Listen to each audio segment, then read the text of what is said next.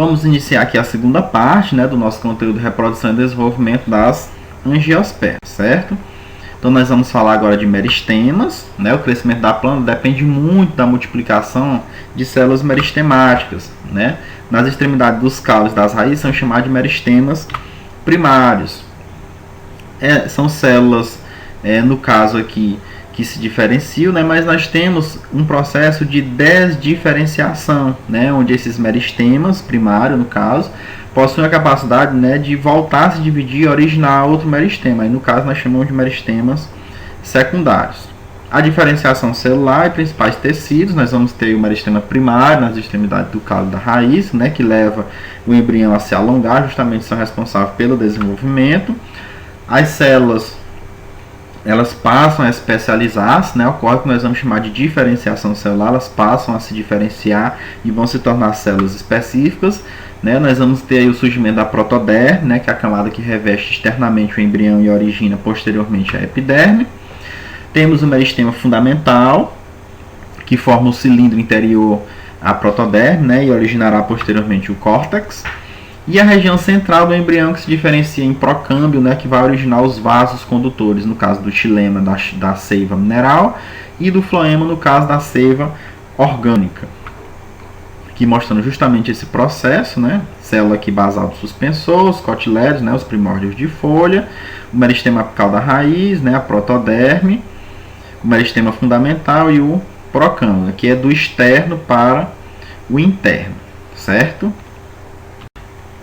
Os tecidos de revestimento, né? As plantas jovens, elas são revestidas por uma camada de células achatadas, né? Bem encaixadas entre si, que nós chamamos de epiderme. Essas células epidérmicas, elas secretam um tipo de substância impermeabilizante, né, que nós vamos chamar de cutícula. As células epidérmicas não têm cloroplastos, um detalhe muito importante, certo? Na epiderme pode haver estruturas, né, os pelos ou tricomos, nós vamos ver mais à frente. A raiz, ela apresenta pelos absorventes, que é justamente os pelos que são responsáveis pela absorção, né, de água, por exemplo, de sais.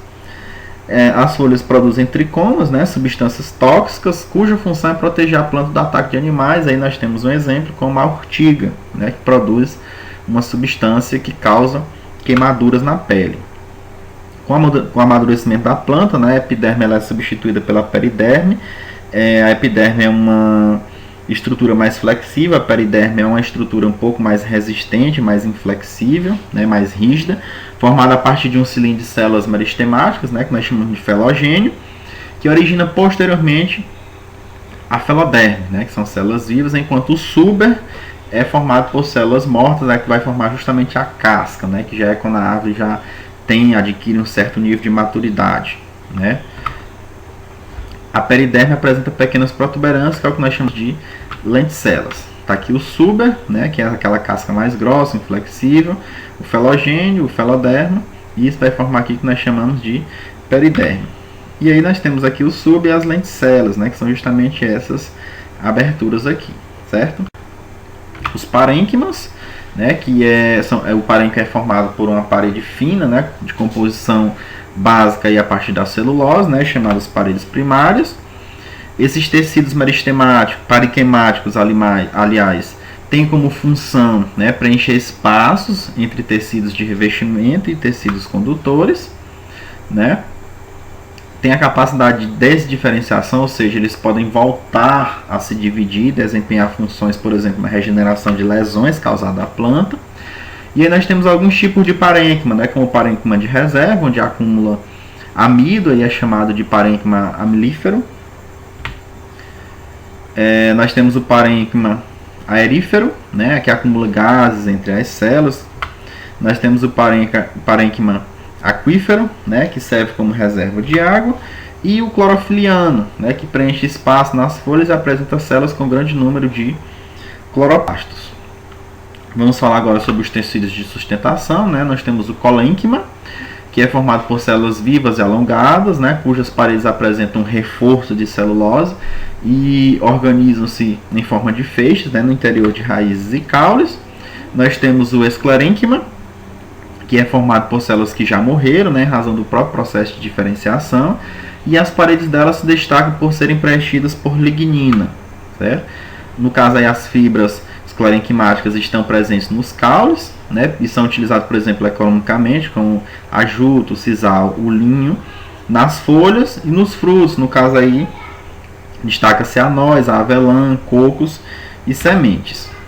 E aí nós temos estruturas chamadas de esclereides, né, que tem forma variada, em geral ramificada, e são encontradas isoladamente ou em grupo em células parenquimáticas. Aqui nós estamos vendo os esclereides, né, as cavidades internas das células, no caso aqui o reforço angular de celulose, certo?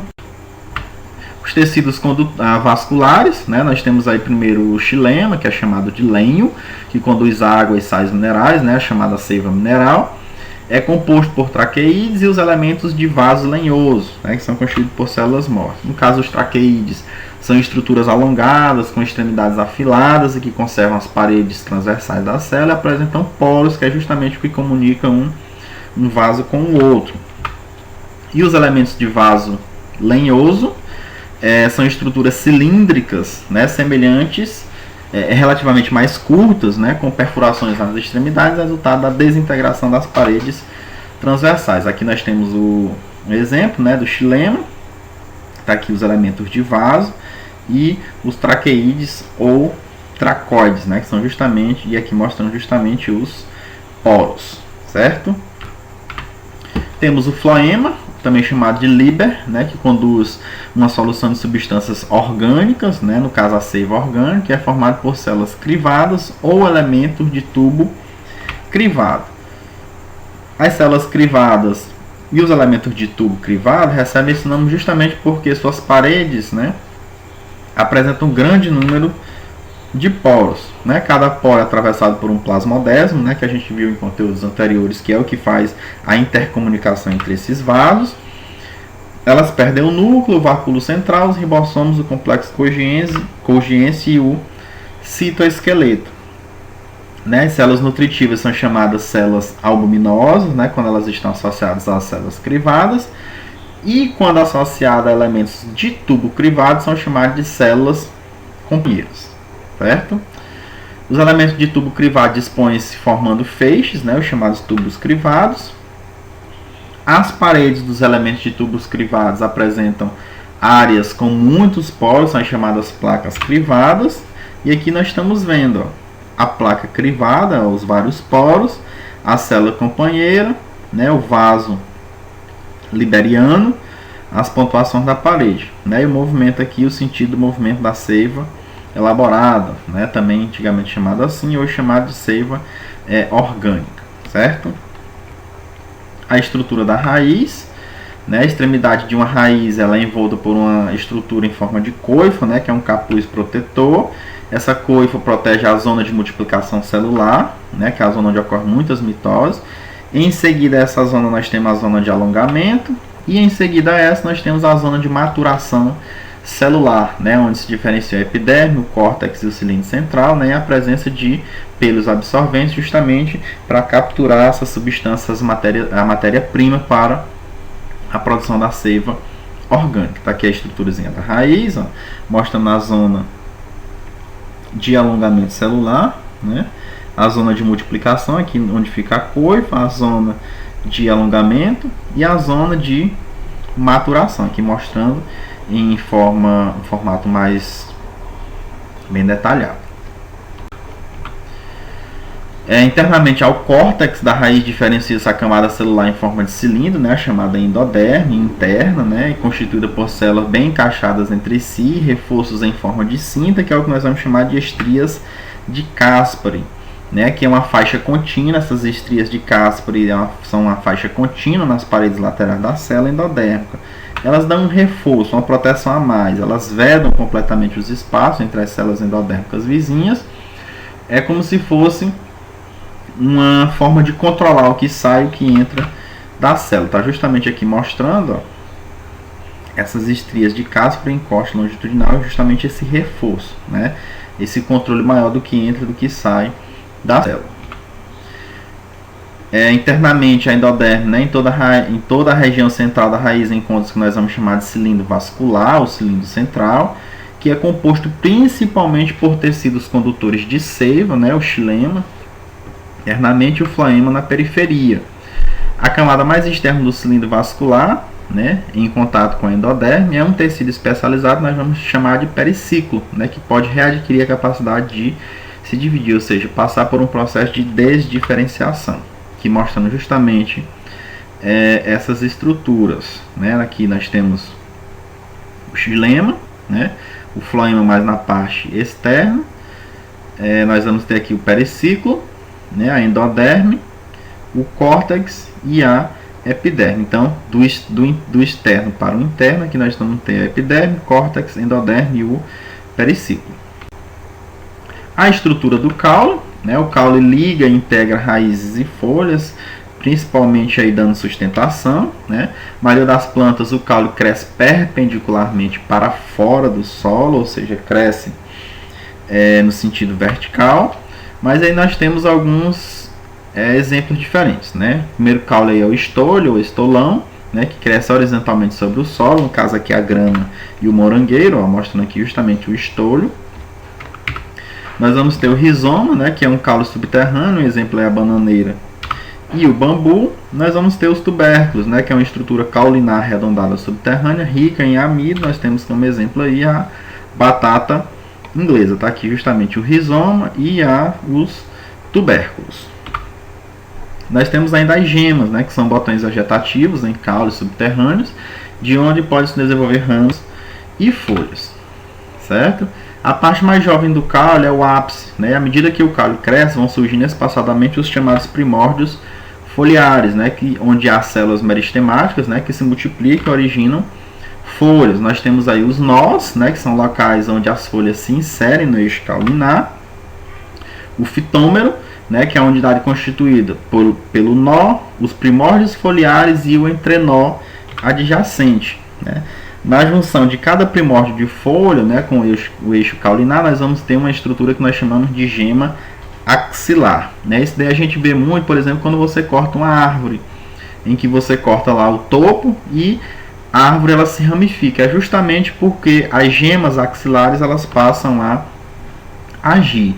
Então, as células geradas pela atividade do meristema apical no caule gera 3 tipos de meristema. O protoderme, que vai gerar a epiderme, o meristema fundamental, que vai resultar no córtex, e o procâmbio, que vai gerar os tecidos condutores de seiva, o xilema e o floema. Está aqui as gemas terminais, ó, apicais, o entrenó, o nó, que é onde se insere a folha, e aqui nós temos as gemas axilares, né, o caule, gema axilar e um ramo.